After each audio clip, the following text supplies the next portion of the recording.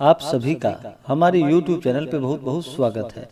आइए सुनते हैं वैशाख मास महात्म्य कथा में 20वें अध्याय की कथा। तो बोलिए प्रेम से भगवान विष्णु की जय। व्याध कहने लगा कि हे ब्राह्मण, परमात्मा ने यह करोड़ों जीव क्यों उत्पन्न किए और इनके भिन्न भिन्न कर्म व अनेक सनातन मार्ग हैं। इनके स्वभाव एक से क्यों नहीं हैं? यह सब मेरी जानने की इच्छा है। शंख मुनि कहने लगे, सत्व गुणी, रजोगुणी और तमोगुणी 3 प्रकार के मनुष्य होते हैं। इनमें से सभी अपने अपने गुणों के द्वारा तीनों कर्म करते हैं। इन गुणों की विषमता, न्यूनता और अधिकता से मनुष्य वैसे ही कर्म करता है और उन्हीं के फल भोगने से मनुष्य कभी सुखों और कभी दुखों को प्राप्त होता है। प्रकृति के जीव इन्हीं तीनों से बंधे हुए हैं। गुण कर्म के अनुसार ही कर्म का फल होता है। प्रकृति में मनुष्य प्रकृतिम गुण कर्मों में लिप्त है और वे प्राकृतिक गति प्राप्त करते हैं और प्रकृति का कभी नाश नहीं होता।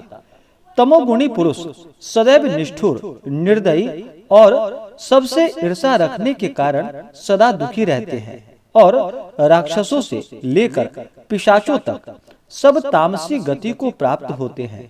रजोगुणियों की बुद्धि पाप और पुण्य मिली हुई होती है। वे पाप और पुण्य दोनों करते हैं। इसी कारण स्वर्ग और नरक दोनों में जाते हैं। सुख व दुख दोनों ही भोगते हैं और मंदभागी सदैव संसार में जन्म लेते हैं। सत्वगुणी धर्मात्मा, दयावान, पराई निंदा न करने वाले, महातेजस्वी, पाप रहित ऊपर के लोगों को जाते हैं। यह अपने गुण और कर्मों के अनुसार कर्म करते हैं और भगवान के समीप पहुंच जाते हैं। पूर्ण काम भगवान विष्णु में कोई विषमता नहीं है। वे उत्पत्ति, पालन और संहार समान भाव से करते हैं।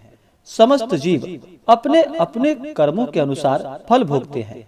जैसे बाग में माली सब वृक्षों को पानी देता है, वह एक ही मार्ग से समान सींचे जाते हैं, परंतु सब वृक्षों की प्रकृति अलग अलग होती है। बाग लगाने वाले को कुछ विषमता नहीं होती। व्याध बोला कि हे भूबे, पूर्ण योग वाले मनुष्यों की मुक्ति कब होती है?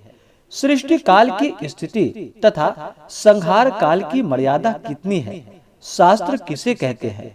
शंख मुनि ने कहा, 4 सहस्त्र युगों का ब्रह्मा का एक दिन और इतने की ही रात्रि होती है। इस प्रकार दिन रात मिलाकर ब्रह्मा का एक अहोरात्र होता है। 15 अहोरात्र का एक पक्ष और 2 पक्षों का एक मास होता है। 2 मास की एक ऋतु, 3 ऋतुओं का एक अयन और 2 अयन का एक वर्ष होता है। इसी प्रकार ब्रह्मा जी के 100 वर्ष का एक ब्रह्म कल्प होता है। इसी को वेद जानने वाले प्रलय का समय कहते हैं। प्रलय 3 प्रकार की होती है। एक मानव प्रलय जिसमें मनुष्यों का अंत होता है। दूसरी और तीसरी ब्रह्मा जी के मुहूर्त में एक मनु का प्रलय होता है। इसी प्रकार जब 14 प्रलय हो जाते हैं तब एक दैनंदिन प्रलय होती है। मनवंतर प्रलय में पृथ्वी, आकाश और पाताल तीनों का लय हो जाता है और मनवंतर प्रलय में चैतन्य का नाश हो जाता है। किंतु लोकों के स्वरूप का नाश केवल इन लोकों में जल प्लावन हो जाता है और मनवंतर जीवों में उत्पत्ति हो जाती है। दैनंदिन प्रलय में लोक और लोकस्थ सबका नाश हो जाता है। सिर्फ एक सत्य लोक ही रह जाता है। ब्रह्मा जी के शयन करने पर चैतन्य अधिभूतों सहित सबका नाश हो जाता है। कोई कोई तत्वाभिमानी देवता और मुनि बचे रहते हैं तथा सत्य लोक के शयन करने वाले भी रह जाते हैं, जो कल्प भर तक सोते रहते हैं। फिर रात्रि समाप्त होने पर ब्रह्मा जी पुनः सृष्टि की रचना करते हैं, जिसमें देवता, ऋषि और पितृलोक व वर्ण धर्मों सहित सबकी अलग अलग रचना होती है।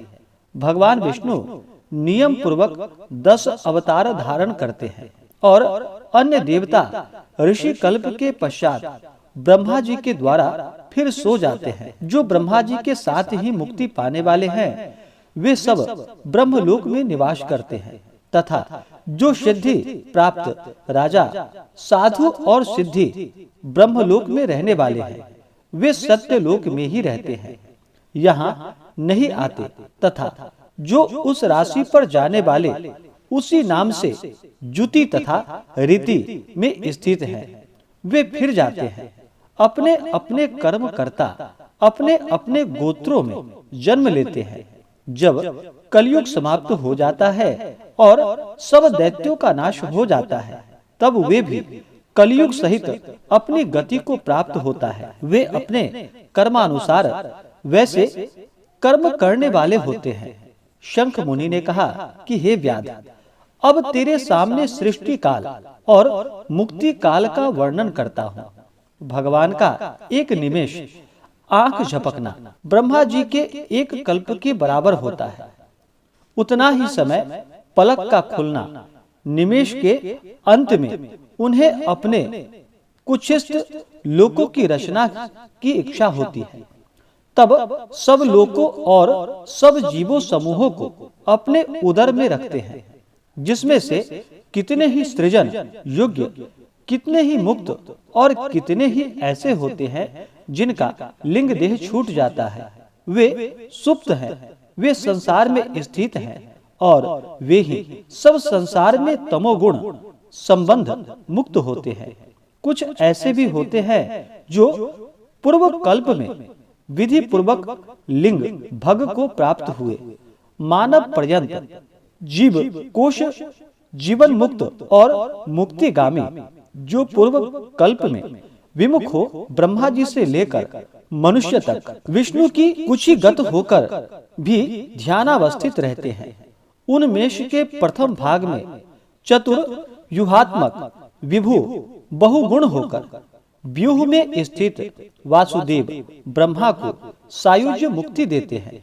तत्पश्चात महात्माओं को तत्व ज्ञान रूपी सारूप्य मुक्ति देते हैं तथा देवादिदेव जनार्दन एवं अन्य मनुष्यों को सालोक्य मुक्ति देकर अनिरुद्ध रूप से संपूर्ण स्थिति लोकों का अवलोकन करते हैं। वासुदेव आदि से लेकर पूर्ण गुण से युक्त चतुर व्यूहात्मक को महाविष्णु भगवान भिन्न भिन्न कर्म और आराम वाले लोक की रचना करते हुए स्वयं पूर्ण काम करते नेत्र मूंदने के अंत में पुनः योग माया का आश्रय लेते हैं। व्यूहस्य संकर्षण से चराचर का नाश करते हैं। यह सब उस भगवान का वर्णन होने वाला कार्य है। यह कार्य ब्रह्मादिक और योगियों द्वारा कहा भी नहीं जा सकता। इतनी कथा सुनकर व्याध कहने लगा कि हे मुनि, भागवत क्या है और किन धर्मों से भगवान प्रसन्न होते हैं। शंख कहने लगे कि जिस धर्म से चित्त की शुद्धि हो और सज्जनों का उपकार हो, उसी को सात्विक धर्म, जिसकी कोई निंदा ना करे, जो धर्म श्रुति और स्मृति के अनुकूल हो, उसे ही सात्विक धर्म समझना चाहिए। वर्णाश्रम के विभाग से वह धर्म 4 प्रकार का है। उसमें से प्रत्येक 3-3 प्रकार के हैं, नित्य, नैमित्तिक तथा साम्य। जब वह धर्म विष्णु भगवान को समर्पण किए जाएं, तब उनको सतोगुण युक्त भागवत कहा जाता है। जब किसी कामना के लिए दूसरे देवताओं को समर्पण किया जाए, तो रजोगुण युक्त और राक्षस, पिशाच आदि लोक निष्ठुर देवताओं का पूजन करना, यह तमोगुण कर्म है। सत्वगुणी भगवान के निमित्त सत्वगुणी कर्मों को करते हैं, वे ही भागवत धर्म है। जिनका चित्त सदैव भगवान के चरणों में रहता है, जिह्वा पर भगवान का नाम, चरणों को हृदय में धारण करते हैं, वही भागवत धर्म है। जो सदाचारी, परोपकारी है तथा ययाताहीन है, वही भागवत धर्म है। जिनको शास्त्र, गुरु, साधु और कर्म में विश्वास है और सतत ही भगवान की भक्ति में लगे रहते हैं, वही भागवत है। जिनको भगवान के धर्म मंतव्य है तथा जो श्रुति और स्मृति में बतलाया गया है, वही धर्म है। सभी जगह घूमना, सब कर्मों को देखना, सब धर्मों को सुनना, परंतु चित्त को विषयों में रखने वाले पुरुष कुछ भी नहीं कर सकते। कामना रहित और श्रद्धा से जो कर्म विष्णु के निमित्त किए जाते हैं, वे ही भागवत हैं। सत्पुरुषों का मन साधुओं के समागम में कृत हो जाता है। जैसे चांदनी को देखकर चंद्रकांति मणि इस लोक और परलोक को सुख देने वाले बहुत धर्म हैं, परंतु भगवान को प्रसन्न करने वाला, संपूर्ण पापों का नाश करने वाला यह धर्म है। जैसे दही में से मक्खन निकाल देते हैं, वैसे ही वैशाख के धर्म विष्णु भगवान ने क्षीर सागर में से सबके हित के लिए बतलाए हैं। मार्ग में छाया करना, प्याऊ लगाना, पंखे से हवा करना, सुपात्रों को दान देना तथा छाता, कपूर और सुगंधित वस्तुओं का दान करना, धन से कुआं, बावड़ी, तालाब आदि बनवाना, सायंकाल के समय शरबत पिलाना, फूल, पान, दही आदि सब दानों से अल्प है। रास्ते में थके हुए को लवण मिली छाछ का दान, पलंग, गौ, शहद, तेल, सायंकाल में ईख तथा रसायन का दान, पितरों का तर्पण, ये सब कार्य वैशाख के करने योग्य है। प्रातः काल उठकर स्नान के पश्चात नित्य कर्म करके भगवान का पूजन और वैशाख की कथा मन लगाकर सुननी चाहिए।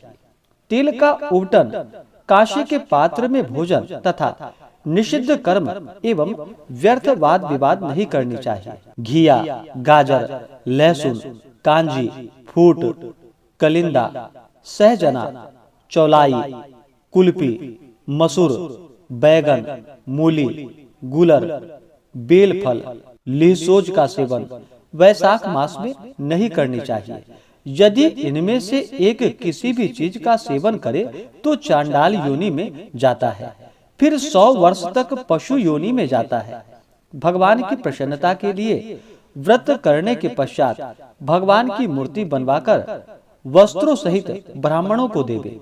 वैशाख शुक्ल द्वादशी को दही, अन्न का घड़ा, पान, फूल, जूते समेत छतरी, ब्राह्मण भोजन, दान, शीतल जल देकर यह कहकर कि यह धर्मराज के निमित्त करता हूँ, ब्राह्मण को देवे। अपमन्य होकर गोत्र सहित उच्चारण करके संकल्प करे। पहले दही और अन्न पितरों को, फिर गुरु को, फिर विष्णु के निमित्त करे। शीतल जल और कांसे के पात्र में दही, अन्न, तांबूल, दक्षिणा और फल रखकर यह कहे कि हे विष्णु, मैं वैकुंठ की प्राप्ति के लिए यह सब दान करता हूँ, और सुपात्र ब्राह्मण को दान देवे। अभिमान रहित होकर सब कार्य करे तो वह सब पापों से छूटकर अपने कई कुलों का उद्धार करता है। सूर्य मंडल को भेद कर योगियों को भी दुर्लभ विष्णु लोक को जाता है। श्रुतदेव जी कहते हैं कि जब यह कथा शंख व्याध को सुना रहे थे, तब सबके देखते ही देखते वह पंथ शाखी वृक्ष पृथ्वी पर गिर पड़ा और उसके कोटरे से एक बड़ा भयंकर सर्प तत्काल पाप रूपी देह को त्याग कर हाथ जोड़ सिर झुकाकर वहीं बैठ गया।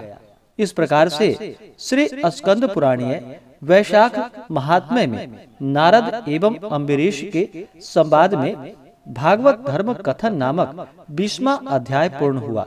तो बोलिए प्रेम से भगवान विष्णु की जय, माता लक्ष्मी की जय। इसी प्रकार से अगर आप सब आगे के अध्याय को सुनना चाहते हो, हमारे चैनल पे नए हो, तो हमारे चैनल को लाल बटन दबा करके सब्सक्राइब करें, साथ में बेल आइकन घंटी को दबाएं ताकि मेरे वीडियो का नोटिफिकेशन आपको समय से मिलता रहे।